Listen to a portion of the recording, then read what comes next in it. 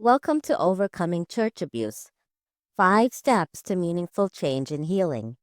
This is the final video of the series. We'll discuss Step 5 Carve out your own path. You don't need anyone's approval.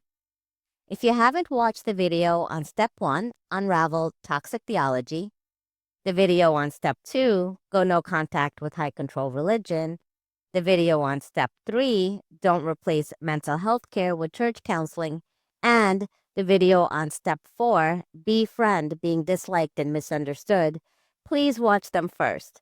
The playlist will be linked in the description below. In this video, we'll discuss the difference between our false self created by high control religion or church abuse versus our true selves, the people we were meant to be, and how we can bring our lives into alignment with our true selves. So let's get into it. One of the most unfortunate legacies of religious church abuse is that survivors often find themselves living lives that don't fit their personality or purpose. They feel trapped, waiting for a breakthrough that never comes. They wonder why years of prayer, obedience, and sacrifice didn't work. But as we discussed in video 1 of this series, we have learned a lot of toxic theology if we grew up in the church. Living our lives by someone else's false religious theories has failed us many times. This brings us to part 1, our false self created by high-controlled religion or church abuse versus our true selves.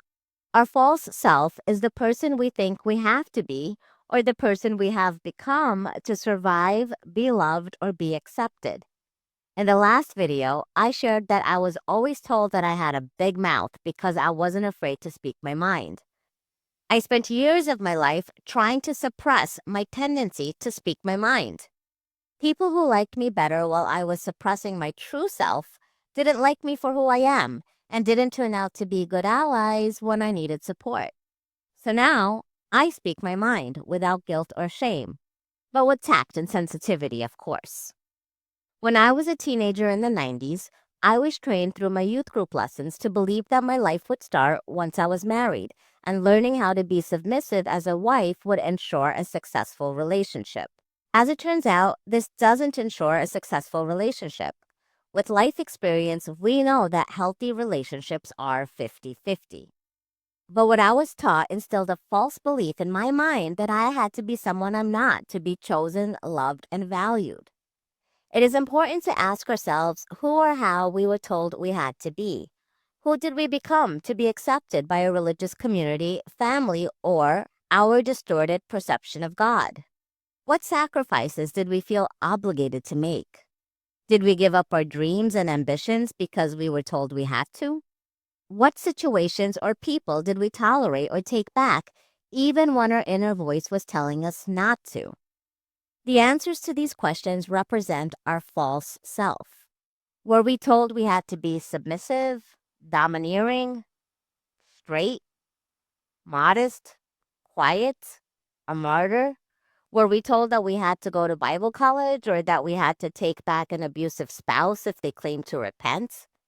Were we told that we had to get married by 21 and start having babies? And how much of these things did we do because we thought we had to versus really wanting to?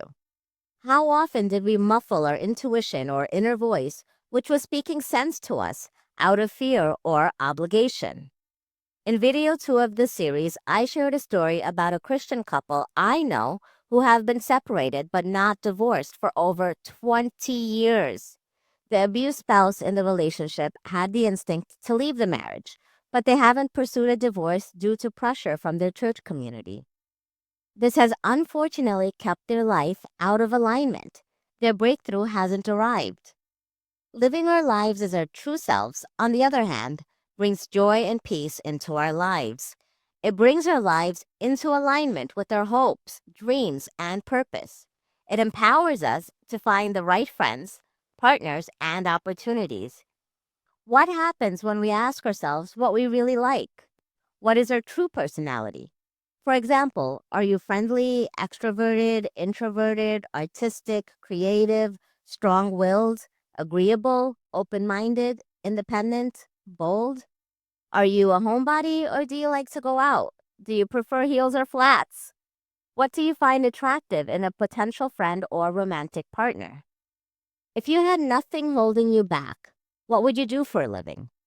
What would you do with your free time? What would your hobbies and interests be? How would you dress? Wear your hair or makeup?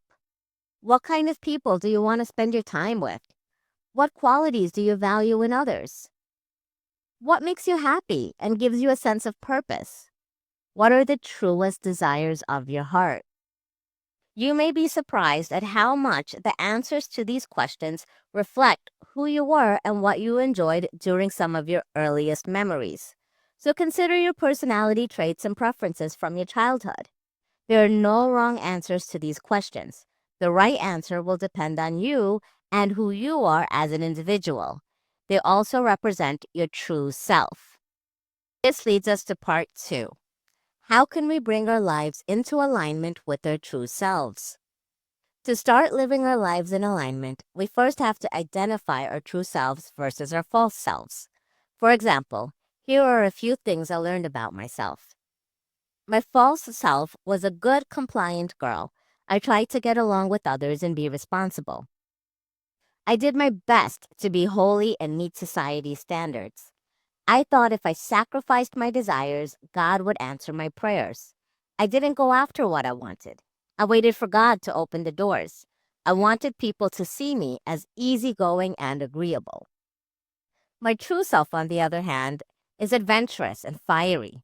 I say what I think without seeking permission or approval. I am creative and unconventional.